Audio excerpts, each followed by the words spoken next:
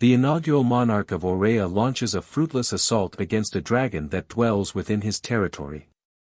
The entire contingent of the king's soldiers is slain, leaving him vulnerable to the dragon's whims. Many centuries later, Elodie, the young daughter of Lord Bayford, receives a marriage proposal from Queen Isabel of Aurea for her son, Prince Henry. King Roderick commands a fleet laden with gold and provisions.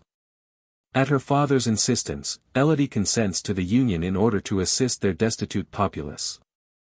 Lord Bayford explains that their kingdom, situated far to the north, endures severe winters, and their supplies are depleted, threatening their survival until the next summer without external aid.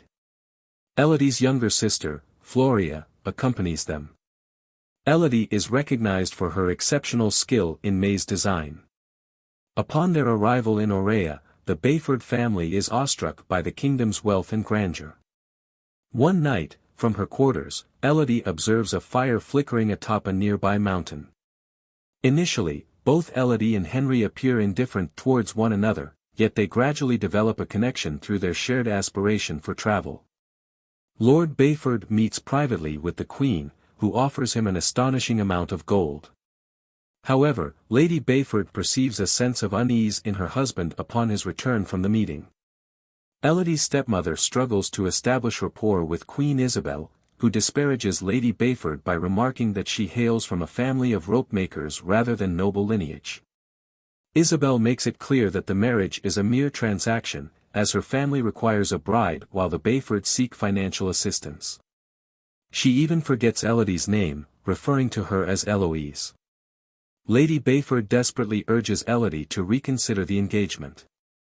Following the wedding, Elodie and Henry participate in an ancient mountain ritual intended to honor their union. Isabel recounts the tale of their ancestors, who, upon settling the land, encountered a fearsome dragon that devastated their villages.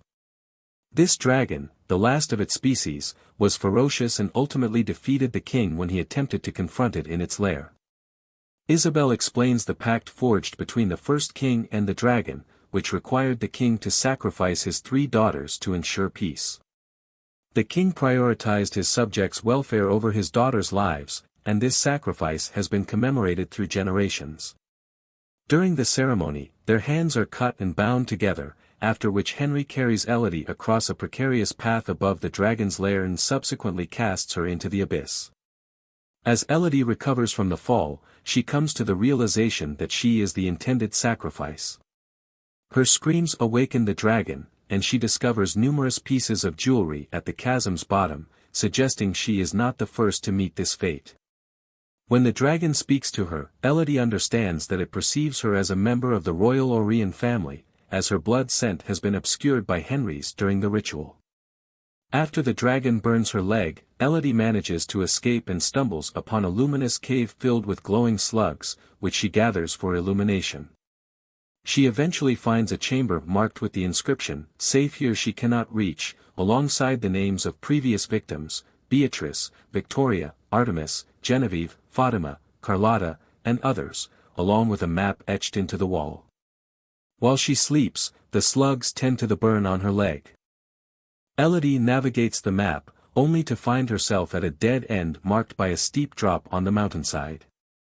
Overwhelmed by despair, she realizes there is no way to escape the dragon's lair. In her search, she stumbles upon the remains of deceased dragon hatchlings, which reveal the grim reason behind the royal sacrifices.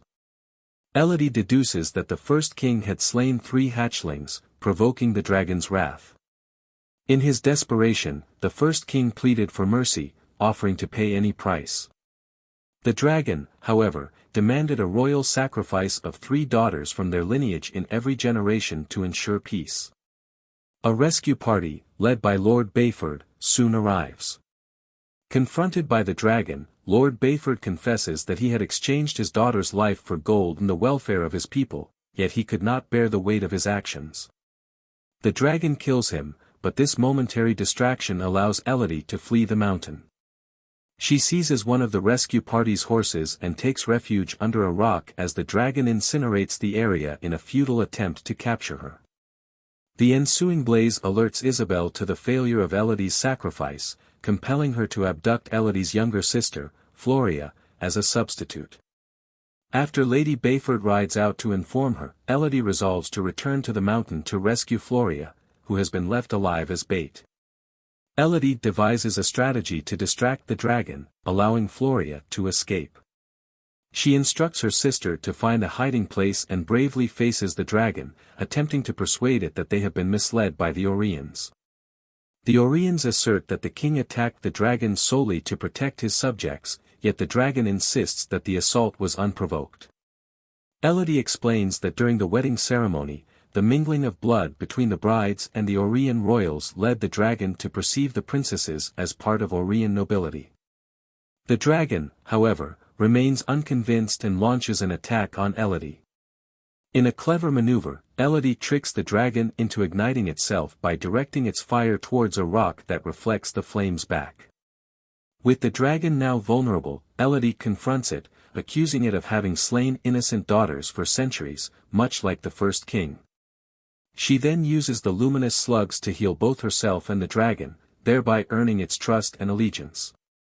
Subsequently, Elodie disrupts another wedding at the palace, marking the third princess of this generation to be offered to the dragon after herself and Floria. She reveals the deceit of the Oriens to the new bride and her family, urging them to escape. In retaliation, the dragon incinerates the palace, taking down all the Orien royals and nobles within. A few days later, Elodie, Floria, and Lady Bayford set sail for home, laden with provisions and accompanied by the dragon.